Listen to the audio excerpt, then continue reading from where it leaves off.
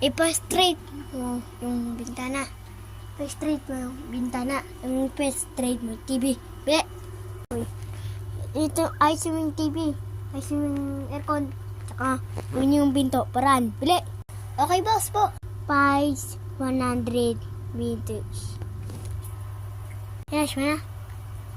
Ang ganda ng draga. Ito yan, oh. Ay na po. Ang ganda. Ito pa. Paraan, draga. As yung... Ba't maligay? Sabi mo, boss. Paraan pong gagawin yan. Tay! Sino sabi? Ha? Sino sabi? Nasa mo natutunan yan? Yung kuya ko po, boss. Nakapasinangaling mo. Gusto mo umuwi na kayo sa pasok lapad? Uy, wag po. Ayos ko po. Paano maisin? Hirap-hirap. Di mo naman gawa mo. Angit. Kapakit naman. Putas. Tinanggal mo. Lahat.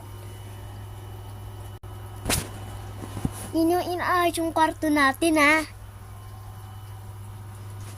Hain mo kasi niya. Sige. Maglipit kayo. Sabi mo, boss. Mahirap po yun. Oo, wag na lang. Ilipit mo na lang dito. Pili!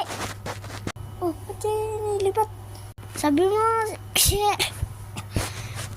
wag po lilipat. Sino sabi nilipat? Ha? Sabi mo po boss wag po lilipat. Ay, mag-grocery naman. Walang paraan yan. Bili! Boss, ang sikip na. Gagi. Dito na tayo matutulog. Kalaban natin maliit, ha? Laka-laka na yun. Nakapa-arte mo. Tutulog lang kita sa bintana. Gusto mo? Wag po sir. Dito na lang po ako. Kasi nasikip eh. Ano sabi na sikip? Lawak-lawak ka. Yung bintana, wala. Wala ba? Lahat lawak dito. Wala kayo. Ay, wala ka. Sorry po, boss. Ginawa ko kasi ito eh. Sabi mo, boss. Ayusin po yung paraan. Hoy, di ko sinabi yun. May mabusot ka naman, oh. Pagpagupit ka, pwede. Ito lang, boss.